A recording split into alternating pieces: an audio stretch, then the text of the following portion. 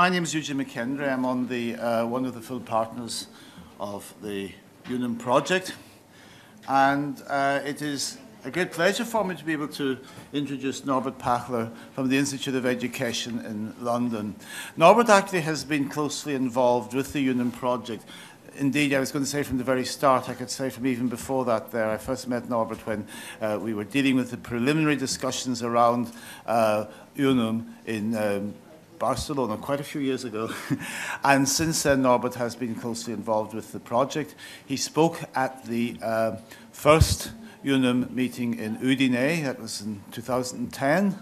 And I think we're very pleased that Norbert can come back again and speak to us this afternoon. I'm sure that the organizers of the symposium have done it absolutely with intention, but my reading of the abstract of this afternoon's paper is that to some extent it will follow on, or not rather follow on, but will complement the paper we had just before lunch on mobile phone learning. So it gives me pleasure to introduce Norbert, who will talk on mobile-assisted language learning. Thank you very much, Eugene. I hope you can all hear me. I'm going to have to try and work out a way of using my computer to prompt myself, as well as the thing behind me, which operated separately. So should I forget to press the mouse button as I go on to the next slide, just shout out and remind me. Mobile-assisted language learning. I chose that particular term not because I'm so endeared and happy with it, but it's the term that has started to emerge in the literature over the last 5 years or so, and that's why I'm using it. But don't take my using it as an endorsement of it. I just wanted to make sure that we all were on the same page, as it were. There's obviously various different ways in which you could tackle talking about such a vast topic. I have deliberately decided not to go down the tools-based route, but if you're interested in finding out what mobile-assisted language learning tools there are available, I suggest you follow up, and that's why I've put it on the slide behind me. On my DEGO account, social bookmarking, one particular instantiation of mobile learning, and you'll find various different, don't know how many hundreds of tools I'm currently tagging, but there's quite a few out there. And if you want to find out more about me and the sorts of things I do, you can check me out on academia.edu. Now, where do I come from? I come from London, more specifically the Institute of Education, University of London. It is a separate, independent university which is part of the Federal University of London. I just say this because we're not the School of Education, as it were, of the University of London.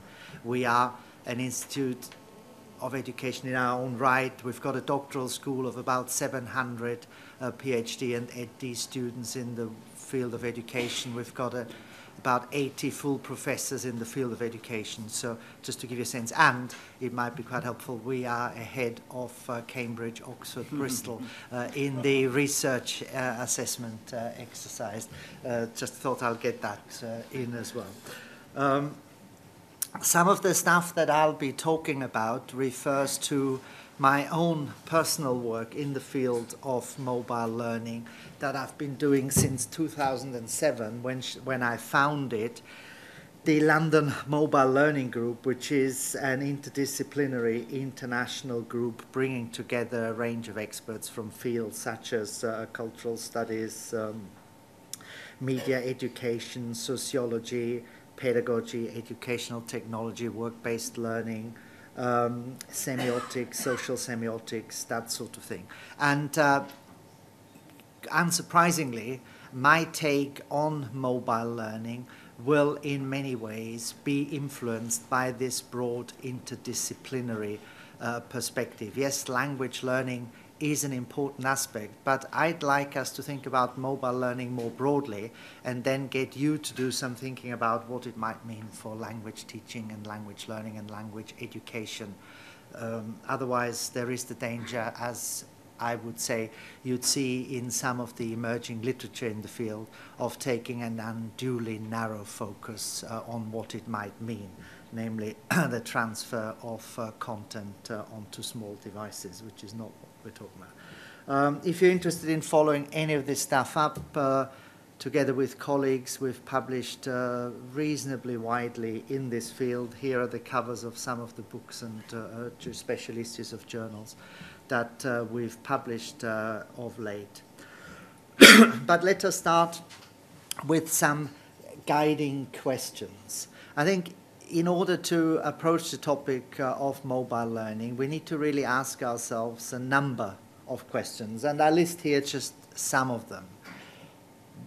One of the questions we want to ask ourselves is, what is happening in the world of technology? We need to have a sense of the affordances, if you like, the possibilities, the potential of technology in order to be able to answer the question of what is mobile assisted language learning, and is it any good, or does it help us in any way? Then, very importantly, how do learners actually use technology? What are the implications of technology and technology use for culture? What's happening in the world of language and communication triggered by these changes in technology? What do we mean by learning, and what's our understanding of language and culture learning? As a precept to my talk, I'd like to share this quote from Barab, 2002, which I think sums up one of our current problems in education in general and language education more specifically, who says that one of the critical problems in traditional schooling practices is the excessive amount of decontextualized information, indirect and abstract knowledge and second-hand experiences confined in classroom context. And I think it's exactly because of this that mobile devices such as these have got such potential to actually get us to think anew about education and language education. So what might the new affordances and the new media be? Obviously, we could spend the whole few days talking about this. I've just listed a few bullet points here, things no doubt many of you will know. One of the reasons why they are so attractive is because of their multifunctionality. I don't know when you started to get interested in technology, in language teaching and learning, but at one point in time, you needed a separate specialist device for every single function. So you had a dictation tool if you wanted to record stuff. You had a telephone which allowed you to make calls and in a very awkward way maybe send text messages. You needed a PDA if you wanted to organize your diary, and so it went on. In short, you didn't have enough pockets on you in your clothing in order to accommodate all these things. And clearly, these sorts of tools change that quite considerably, allow us to pack all these functions into one manageable device, and a device that is characterized by what I would call convergence. Convergence clearly in terms of functionality, but more importantly, convergence with web-based services. So you can actually combine your activity, your tool in the hand with the internet at any time. These devices are portable, they're ubiquitous. If I asked you to put up your hand, who owns such a thing and who owns a smartphone, I think we'd get a very good response. And they're personally owned, which is also, I think, a very important characteristic that make them viable for language teaching and learning. No longer do I have to waste a lot of money and a lot of energy providing technology for students, teach them how to use that particular technology. And as soon as I make a decision about what technology used, be faced with the question of obsolescence, that new things come along and what I bought half a year ago is no longer current. The students will take care of that. These devices are context sensitive. They enable us to augment our perspective on reality. I'll talk more about that if I've got time later on. They allow us to generate content and, importantly, to generate context. I'll say more about that if I got time later on as well. So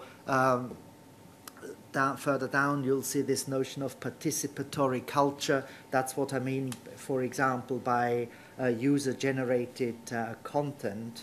But we can also generate contexts for learning with these devices. Importantly, they're integrated into users' everyday life world, so they offer a useful bridge from formal to informal learning or informal to formal learning, whichever way you want to look at it. And one particular advantage, I think, was alluded to already this morning. It's that question of time. It allows us to utilize time that learners might have at their disposal in their everyday life worlds outside of class. One of the things we know about language learning, of course, is that there is never really enough class time to do it well and to become proficient in language learning. Joseph and Uta there say mobile-assisted language learning extends the call domain, computer-assisted language learning domain, into everyday activities. Importantly, I think it allows us to create authentic, contextualized, situated interaction tasks and settings for our learnings. The whole paradigm underpinning mobile device use is conversational in nature and therefore very, very nicely aligned with one of the core aims of language learning and language teaching. They are characterized by cultures of use, so they link us back to one of the topics that we're concerned with here, multicultural multilingualism. And, of course, they are used extensively for social interactivity. And the types of things you would see increasingly also on the mobile phone is social networking, media sharing, social bookmarking, collaborative text production, tagging, aggregation, syndication, augmentation, navigational aids. In particular, I'm thinking here of applications. So this slide intends to just sell you this idea of mobile-assisted language learning in 2 minutes, to say there are all these affordances. It's not a question of why to consider the use of these devices, but it's a question of actually saying how can we afford not to use them in language learning. And here, something you'll find when you Google for images on mobile learning. Here's the sorts of activities that you might engage in your everyday life using mobile devices. And as you can see here, telephony, and I was just talking to Glenn about this over lunch, doesn't really feature very prominently, if at all. Yeah? So it's much, much more than a telephone. One of the things I did in preparation for this talk is trawl through the entire body of work on mobile-assisted language learning, not desperately extensive just yet, started around about 2007. I think if you find about 20 significant journal articles and papers, that's a lot.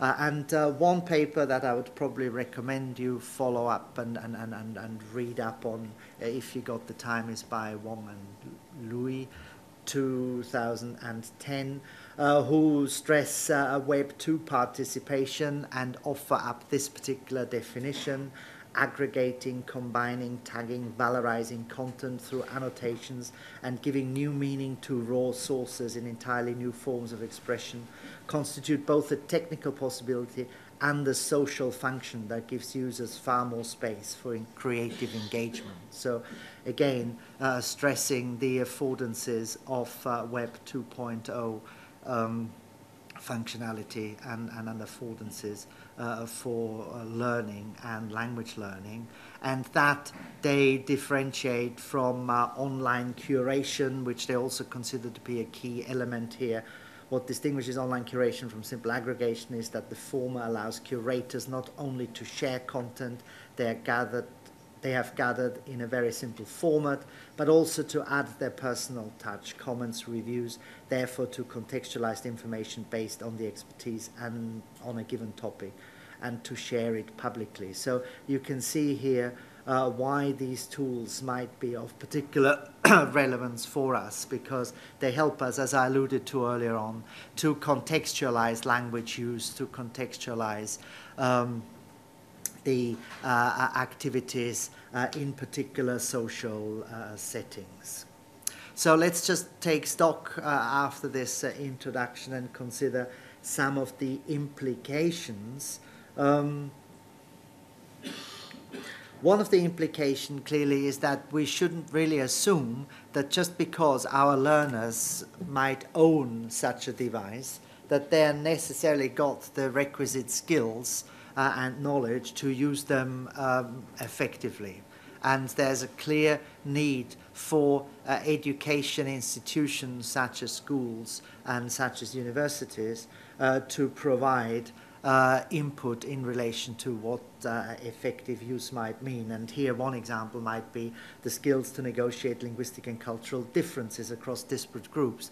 If we communicate globally with speakers of different language, very often in non-native speaker contexts, these are issues that come up quite frequently. So the type of language, the type of interaction we're dealing with in these environments is a very particular one, and there is the clear need for intercultural communicative competence. I don't think I have to bore you with the detail, with the definitions on the difference between intercultural competence and intercultural communicative competence. The communicative is there on purpose. And, for example, another implication might be to understand the way in which others located in different global contexts perceive, analyze, and produce situated knowledge. So situating one's activities, one's language learning, language use activities in a particular way is problematic, is complicated in that it takes place in a global context, and we need to think about the implications for language teaching. And one particular author or set of authors picked up an idea Günter Kress and I proposed in 2007, namely the notion of the mobile phones as prosthesis of self.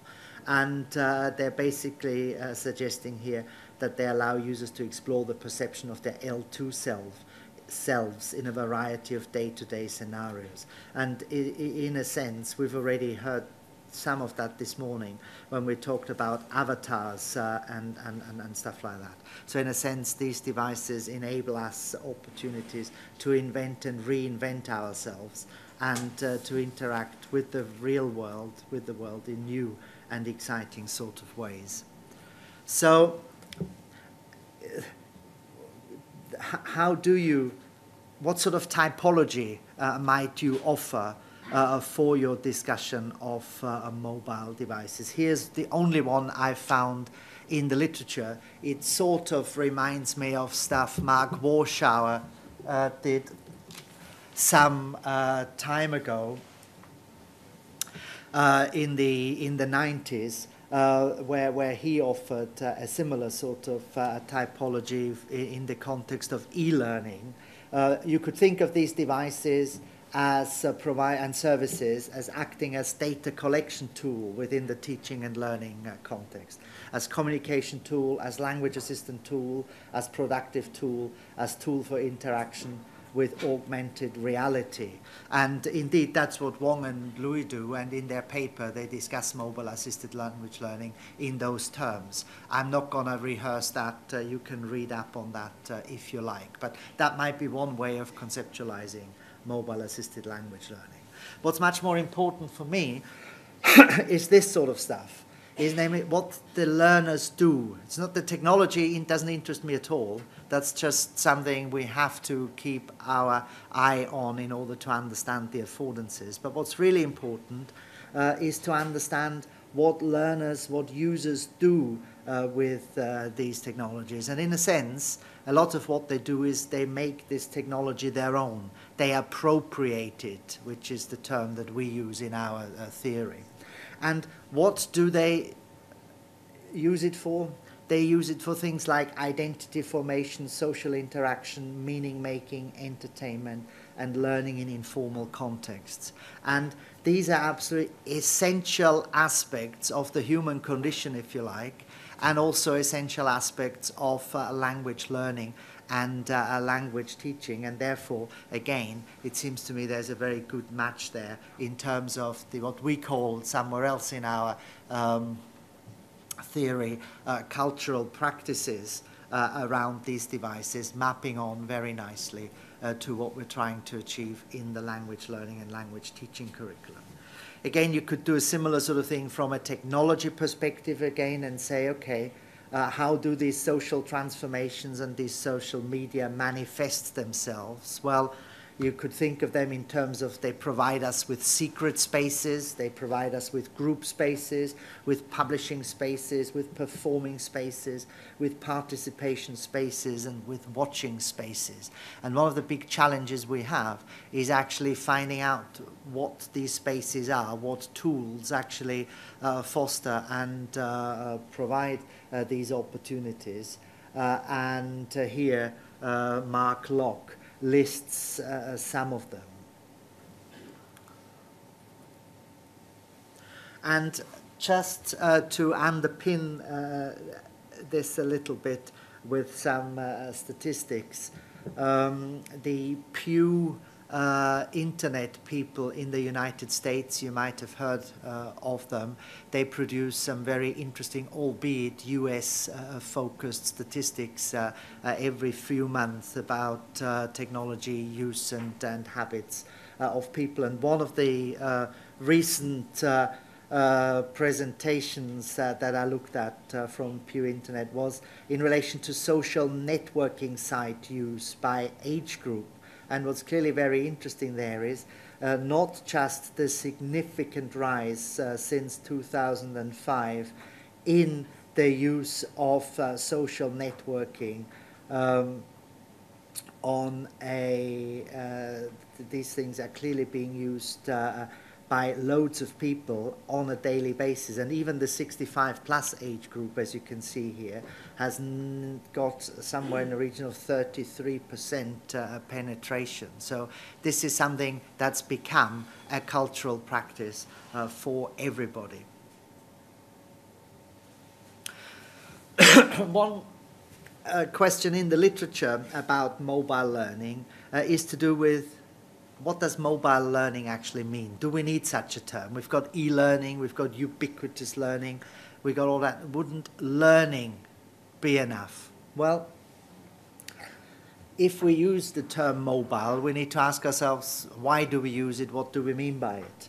Well, in a sense, mobility is a feature of the contemporary social, political, economic, cultural, and technological world. And we could say by using it, we are actually signaling our awareness of the difference in these practices and in the structures that surround us, that are, in a sense, become manifest through mobile devices. From our perspective, though, mobility is more an individual's habitus characterized by immediate access to the world to be framed in order to make meaning in and of it. An expectation, as I say here, of ubiquitous availability of cultural resources for learning and a constant readiness to be a learner.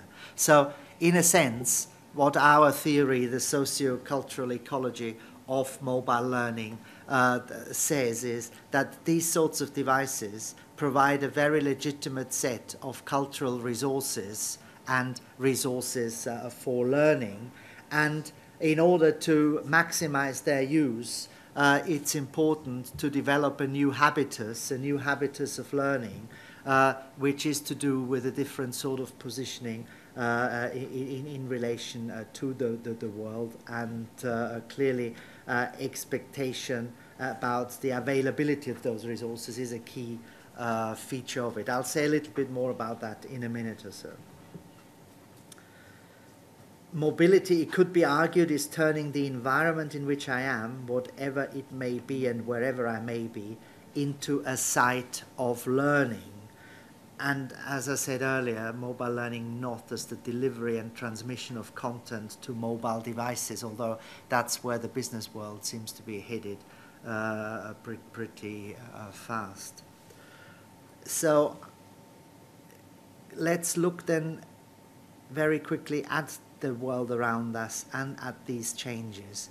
They're not really the topic of today's deliberations, but I think they're very important to understand what's happening, and it's necessary to take that particular perspective in order to be able to get a sense of why mobile devices are so significant and important. So, as I said earlier already, we are in a period of significant change, social, cultural, media-related, technological, semiotic, and to some extent these changes are driven by the phones. To some extent they are that the phones are a result of them.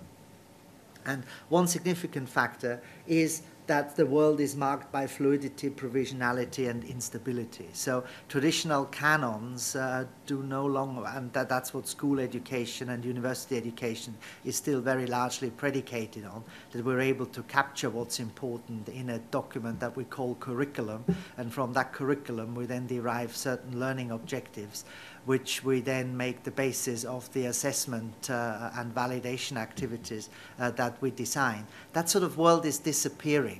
And so if we want to make a claim that we are preparing young people for the world after school and so forth, then I think we need to engage critically with some of these precepts that we're still so fond of holding on to as well. One of the important manifestations of these changes is the fact that the responsibility for meaning making as well as other risk taking are being transferred from the state and its institutions to the individual.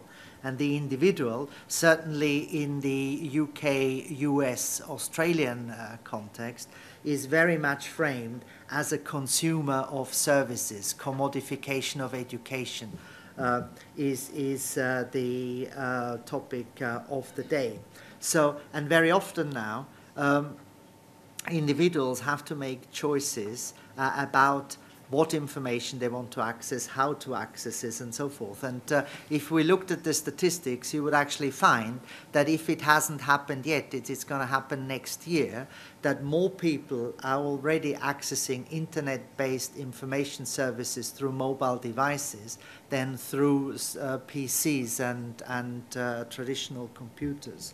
And clearly, one of the big advantages of this thing is it's portable, you can do it everywhere, you can make the world, as I said earlier, your curriculum. But the downside is there's a whole number of constraints associated with it, not least the size of the display, the relative difficulty of understanding the way in which information is structured, where it comes from, how one bit of information relates to the other, and so forth. So that there is therefore a clear need here for education to recognize this. One example would be, if you think a few years ago, mobile ringtones were all the craze, and young people actually had to sign up to some very complex, linguistically complex contractual undertakings in order to access these ringtones.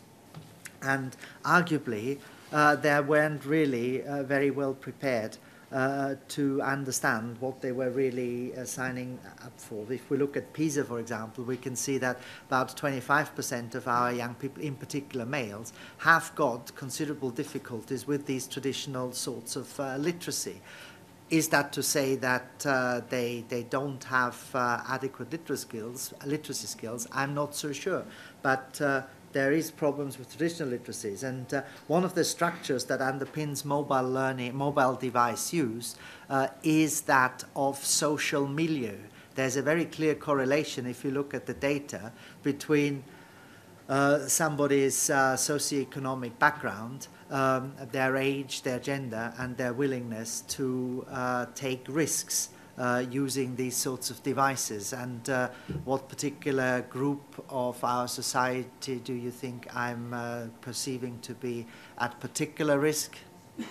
Young teenage males from migration backgrounds, and that puts us, squarely into the topic of discussion of today. And then, of course, there's changes in the authority in and over education, changes to consumption and production, to participation, distribution, local and global content, ubiquity, multimodality, all these sorts of things. And if we're starting to change the way in which we think of education and education systems, in this sort of way, with the individual becoming the consumer, then we need to help them to make appropriate choices in that world. And if you wanted to put a negative touch on it, you could call it fragmentation. And it becomes particularly evident in the world of mass communication. If you think, for example, of television, we are very, very quickly moving away from a scenario where you access information in the way that the center, the state, pushes to you through a state-owned TV channel, cultural information at a particular time of day, but you go to your mobile phone, to your tablet, you access it through an application on demand when you want and where you want. So, very quickly, what's learning then in this context? Well, learning becomes a process of coming to know, being able to operate successfully in and across new and ever-changing contexts and learning spaces. And as we've seen, mobile devices play an important role in that ecology. And importantly, learning is socioculturally bound and contingent in terms of time, location, co-learners, pedagogical approaches, technical means. And my argument is that if you have technical means like this, you're able to create contexts for learning that allow you to harness this notion of contingency. Learning also as transformative engagement, as Günter Kress puts it, where communication is absolutely central. So learning only takes place if the learner's interest, the learner as interpreter is important. And if we look at the last bullet point there, learning is the transformative engagement with an aspect of the world that is the focus of attention of an individual on the basis of principles brought to her or him to that engagement and leading to a transformation of the individual's semiotic conceptual resources. And so if we think of learning in those terms, rather than in narrow terms of learning items of vocabulary, then I think you can see the relevance and the importance of mobile devices and mobile phones very, very quickly. Other things we've read in the literature are things like social learning, where here Brown and Adler, again from the States, talk about open knowledge exchange zones, where they're saying learning is about knowledge construction, and knowledge construction is about creating, using, and remixing. And again, these sorts of devices allow us to create information by taking pictures, by making videos on the fly, by sharing them, editing them, and so forth, and discussing them in online networks. And for us, the notion of a new habitus of learning is absolutely central, where we're saying that learning is purposive work with cultural resources, and it's not the traditional cultural resources anymore and our traditional understandings of culture, but it is the cultural life worlds framed both as a challenge, as an environment for potential resource for learning. Expertise is individually appropriated in relation to personal definitions of relevance. Extremely important. I don't know how many of you have worked with classes of young people of late who've had problems in really getting a sense of why what they're being asked to do is meant to be relevant to them, because there is no articulation to definitions of relevance. And one definition of relevance would be their ability to use the sorts of tools for the cultural practices they engage in everyday life, also in their educational related activities. And then from our work also very important, this notion of the importance of the interrelationship between target orientation, self-representation and play. If you want to engage learners meaningfully, and if you want to use mobile devices meaningfully, you need to clearly have targets and clear learning outcomes which you aim to achieve, but you need to provide scope for self-representation and play. And it's not without any reason that Facebook, for example, or YouTube have become such worldwide phenomena, because what are they all about? They're all about self-representation. That's what people are prepared to spend hours and hours and hours and hours doing. What do we know about language learning? It takes hours and hours and hours and hours and hours to become proficient. And that's, I think, part of the answer. Then I've got 2 or 3 more minutes left. I'm just going to whiz through some of the slides to give you a sense of what I wanted to say to you. We have to take into account, when we think about mobile devices in language teaching and learning, that the world of communication is changing considerably. We're seeing a move away from the page to the screen as the dominant medium, of texts becoming intensely multimodal as opposed to monomodal, that the social structures and social relations are undergoing fundamental changes, and that the constellations of mode and medium are being transformed. You might know from the work of the New London group back in the 90s that it's very important to think of language and meaning making in different sorts of modalities, and the written language is only one of many. And these sorts of devices provide very excellent opportunity for us to tap into this rich multimodal way of expressing meaning and representing ourselves. And then, of course, let's not forget what we've learned from new literacy studies. Let's re-evaluate what we mean by literacy. Reading and writing are, of course, not just psychological phenomena, but they are social practices with cultural resources. And how do people write? They write using these awkward things to type text messages. That's the sorts of practices they engage in. And there's some interesting studies coming out in the UK and in the US, partly funded by the British Academy, which demonstrate that writing text messages is actually beneficial for traditional literacy development as well, rather than hindering them as politicians might want us to believe. So then let's talk about mobile literacy. Important. Texts are open, not fixed anymore. Text making is happening in different sorts of ways. There's new principles of linguistic principles of economy at play. There is different types of texts being used. And here, a quote very quickly from a colleague of mine from the University of Verona. Instead of coherence determining the success of communication in the context of mobile text, the usability of forms is foregrounded rather than the intended meaning. So there's some very fundamental changes taking place in the way communication is successful, or successful communication takes place. And we need to take account of that. We've got this whole idea of discontinuity which is being fostered. Are we, as language educators, preparing our learners, our learners for that? Again, I haven't got time really to look at that. What's really happening there, if we did a social semiotic analysis of smartphones, again something Elisabeth Adami did for me some time ago.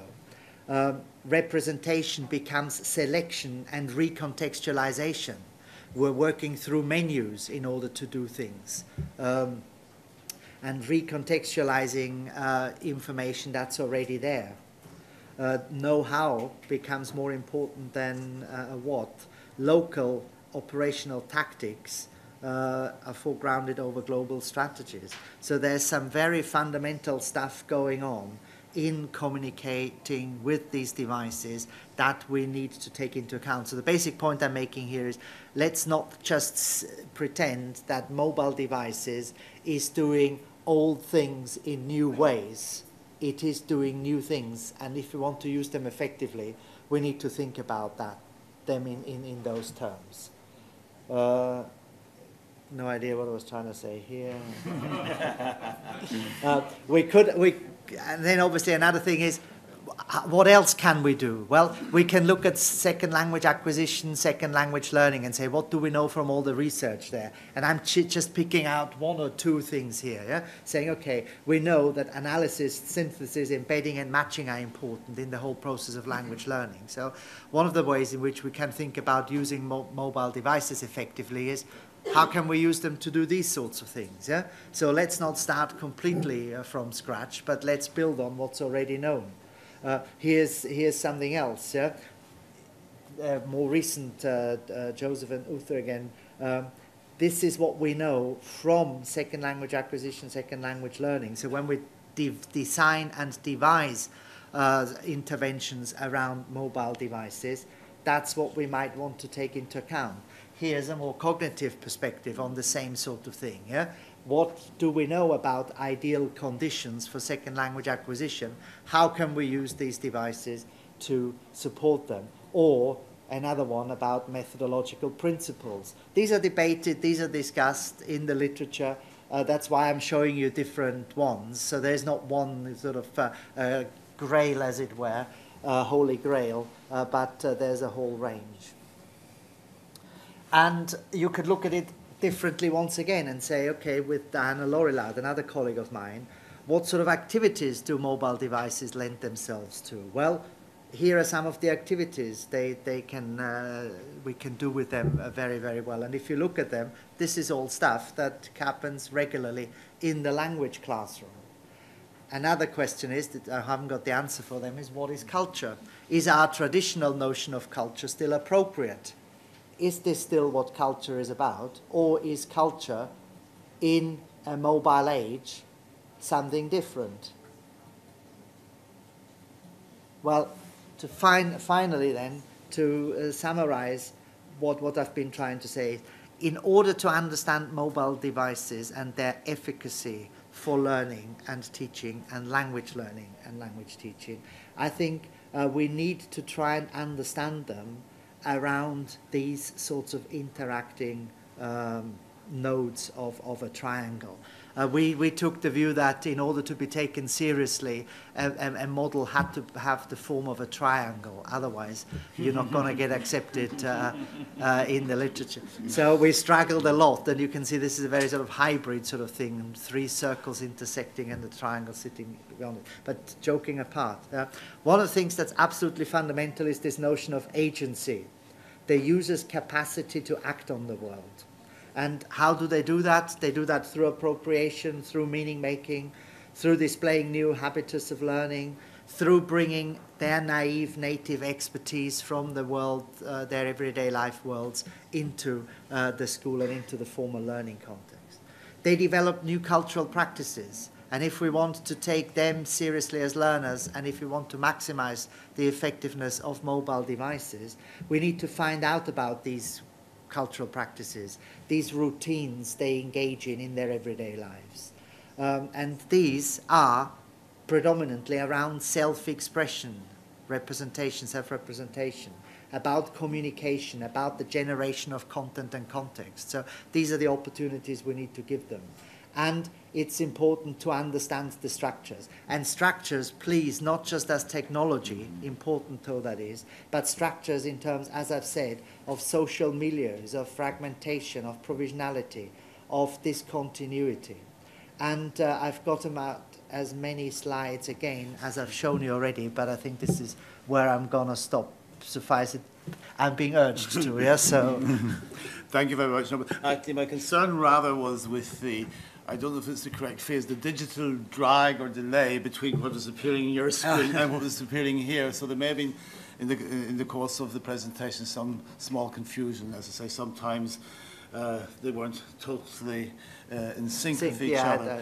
So thank you again, Norbert, for a very lucid and conceptual analysis of what MAL, what the potential it has for us all. Looking at the slide there on age group, and I think it's very salutary how many of us are struggling to keep up with students who really do take it in their stock and in their stride. And I suppose as educators, we must try to keep up with students rather than the reverse. And it brings us, I think, back to your first presentation you did 2 years ago, which was about paradigms. And I think here we are really seeing part of the new paradigm of education or indeed of social life generally. And certainly there's now a difference between what we would have seen as a traditional teacher-student relationship. We're actually just on good time, I suppose, if we were to continue with the next speaker, but without, at this stage, the opportunity for much discussion. Can I ask, is Tenisoya Pavlovsky here? Right. I think we have time for discussion. Am I right in suggesting that the next speaker is not here? Lovely. Any comments, discussion? Norbert, you have got a full half hour. Well, I could. There was one particular slide that I jumped over, which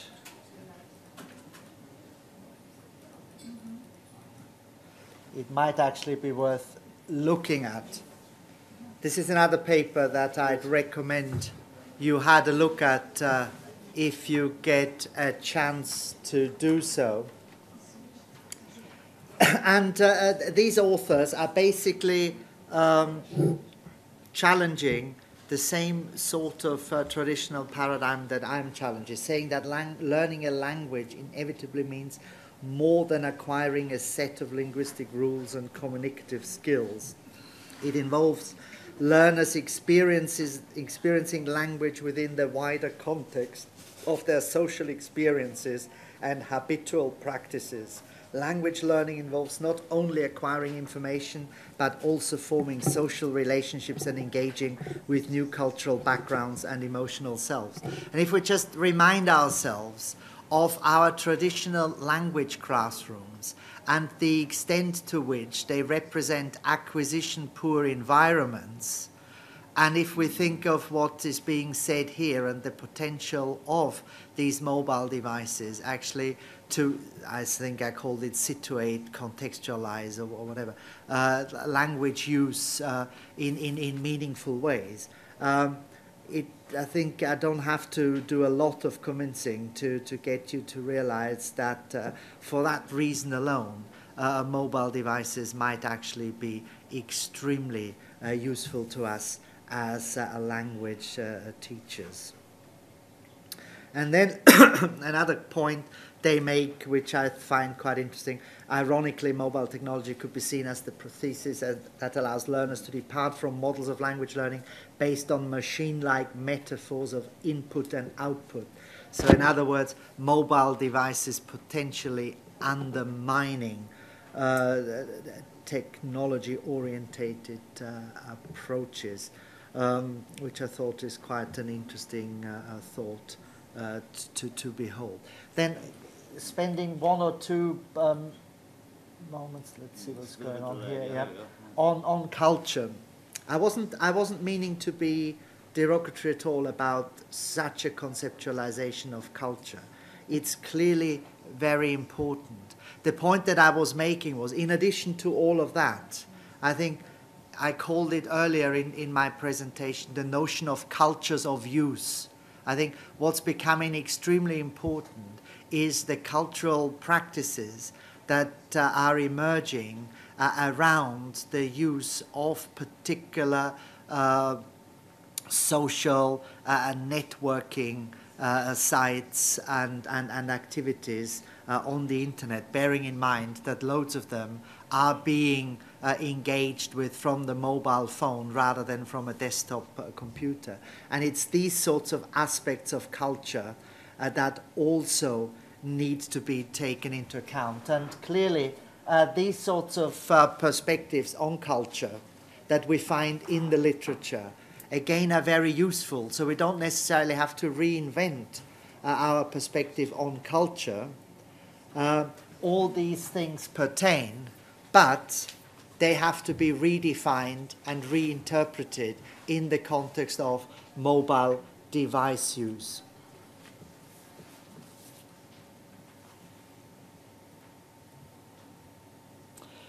I alluded to the notion of user-generated contexts as opposed to user-generated content.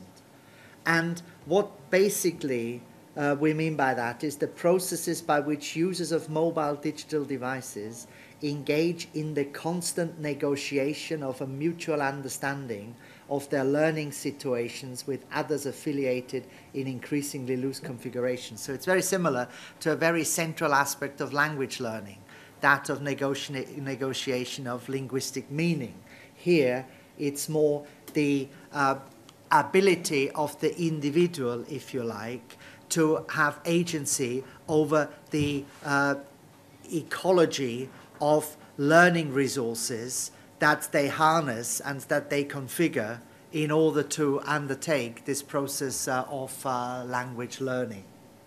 And clearly, mobile devices afford synergies of knowledge distributed across people, across communities, across location, across time, across life course, across social milieu, sites of practice, networks and systems.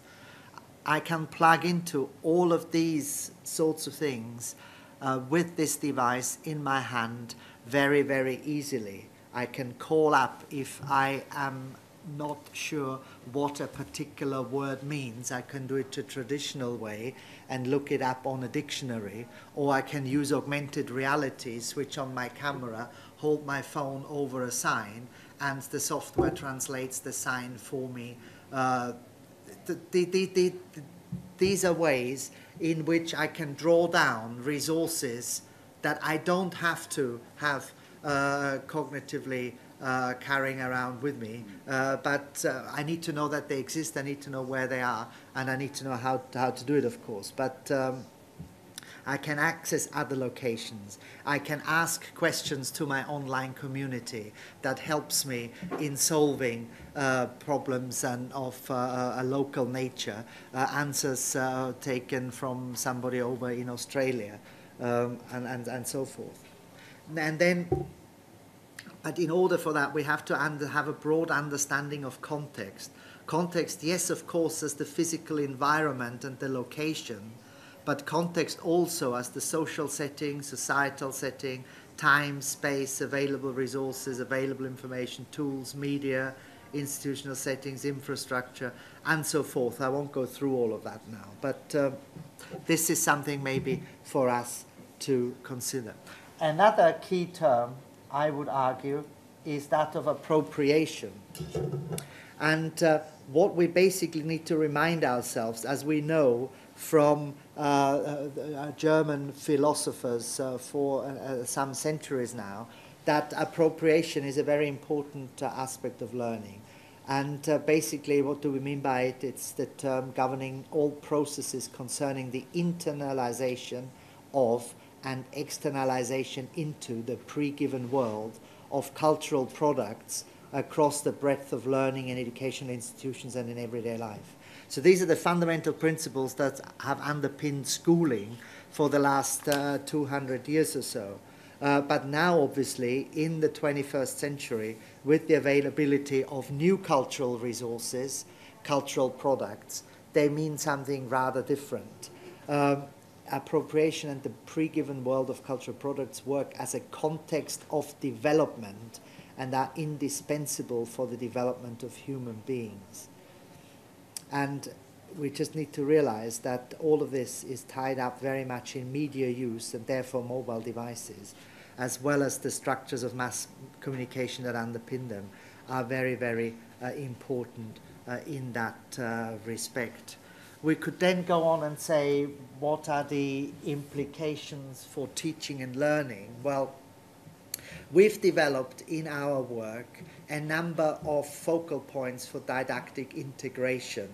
I'm just sort of share them here with you. Won't have time to explicate them in any way. But basically, integrating informal learning by means of the mobile phone might be one such principle. To set up episodes of situated learning within formal learning contexts might be another. To generate learning and media contexts, to construct what we call conversational bridges, find out what young people do concerns them in their everyday lives and try and build on that. Support students as experts of media use in everyday life within the school, and to set up responsive contexts for development. And I just give you one quick example here. One of the things that's quite important there is this notion of episodic planning, where you try and create opportunities for mobile device use in formal educational context, here along the principle of getting to know, practicing, and deepening understanding. And I think I've got one example here of what that might mean for language learning. So getting to know might be rather traditional. Practicing, you can see the young child here speaking into the telephone, recording their voice, playing it back, checking its accuracies and so forth. At the bottom, you see images that young people have taken with their cameras around sounds. So all these things here represent particularly difficult German sounds. And then on the right-hand side picture, deepening understanding, you can see how these pictures that the learners have taken are being printed off in a worksheet, and they're doing some rather traditional stuff with it. And finally, I used the notion of navigational aids earlier on, and I suggested that one of the things that education could provide, that the teacher could provide, that the school could provide, is help for the learner with navigating this increasingly fragmented and disparate sort of environment. Unfortunately, what we seem to be seeing at the moment is technology starting to do this sort of navigating for us in the form of mobile apps. And I'm as guilty as the next person. If I look at my iPhone, I've got hundreds of these things on there. And basically what they do is they pre-structure my engagement with this rich potential world of affordances out there in often some very dubious and restrictive sort of ways. If I asked you to tell me what particular type of apps you think are the highest grossing, not in, I mean, I don't mean now make the most money. These are clearly apps that cost 60, 70 pound, navigational apps like TomTom or whatever, but selling the highest volume of individual pieces of software. Have a guess. Yeah, of course, download, yeah, but what types of applications? For what target market? It's actually education apps for the preschool market. And now you tell me how much educational rationale has actually gone into these sorts of choices. Very little. For a start, apps, it's extremely difficult to say whether or not applications have any educational value. And then if you start to analyze them, you often find it quite difficult to see what that value might be. So one of the key challenges for us as language teachers and language learners in this world of applications is the ability to make pedagogically sound judgments about applications.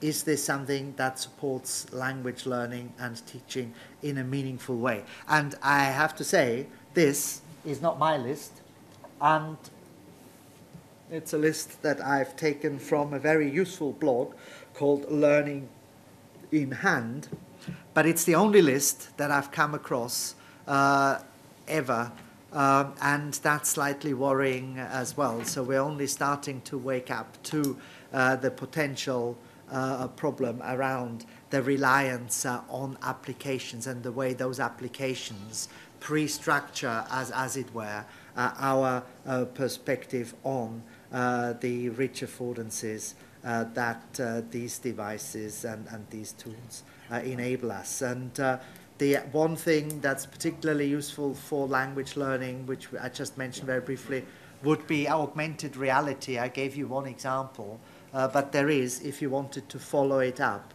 one very, very interesting paper that's been written recently, which is available freely online by a colleague at the Open University of the Netherlands by the name of Specht.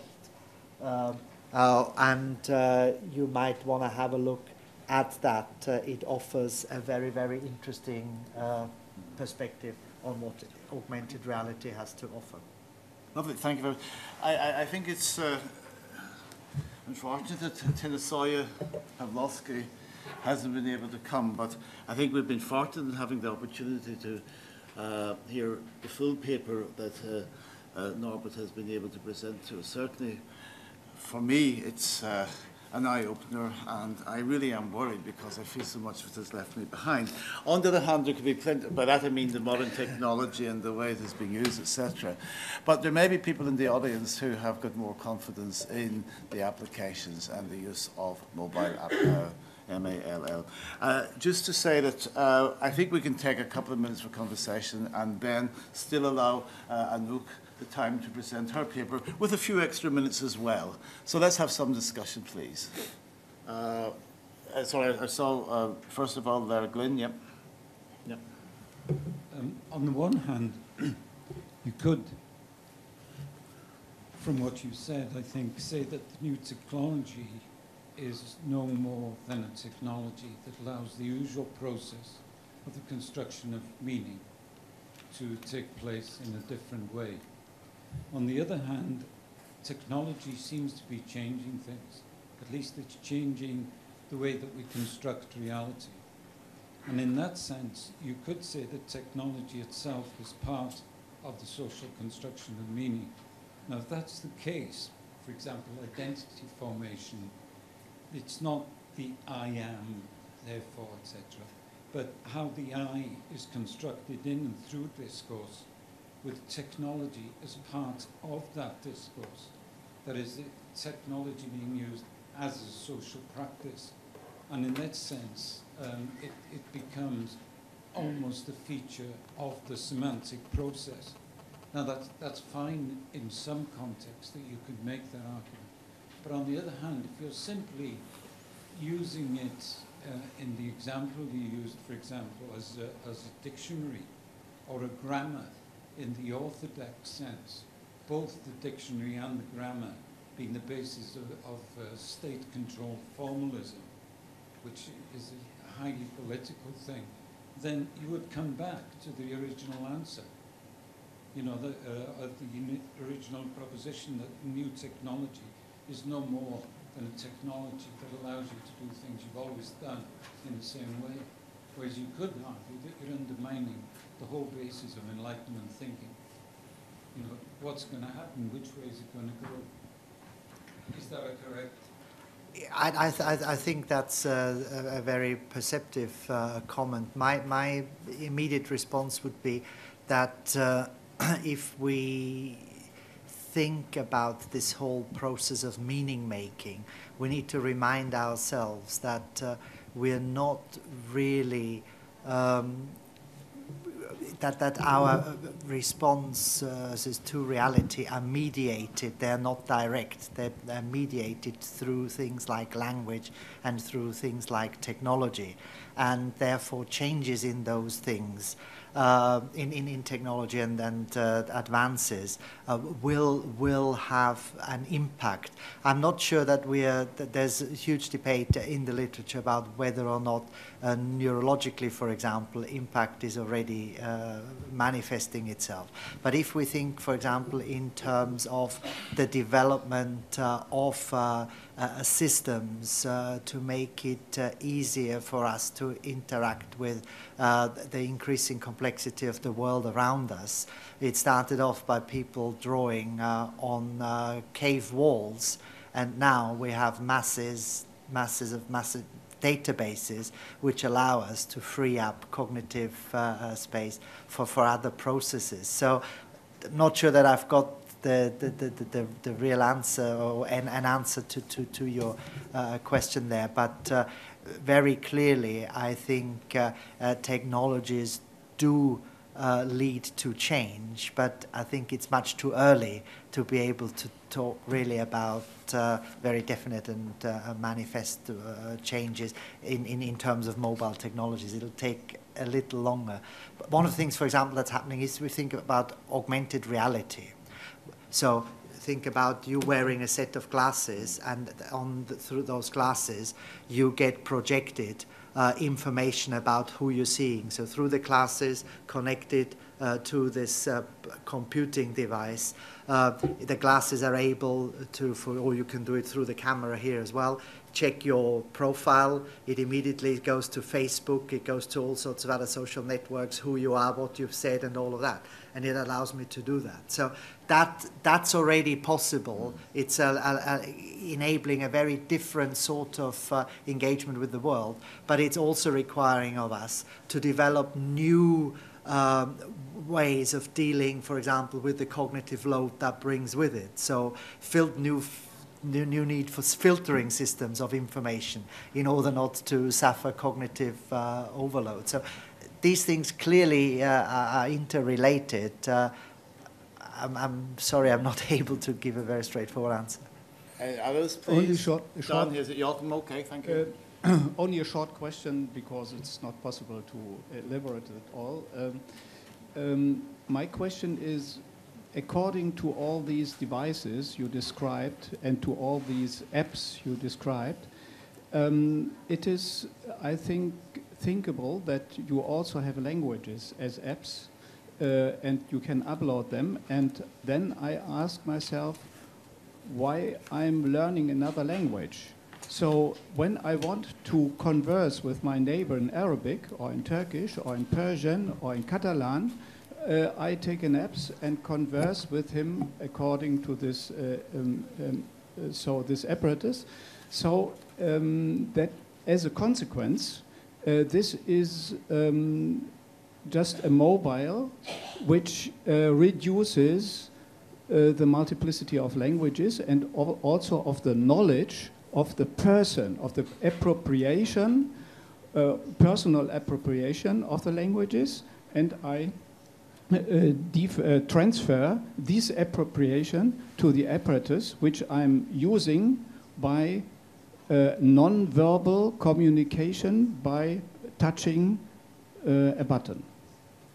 At the yeah, I think there is loads of applications out there that will help you in transactional communicational context, and that's one of the reasons why, if we were to focus on that in our engagement with mobile devices for language learning, I think we would just be doing something rather simplistic, and we would be missing the point.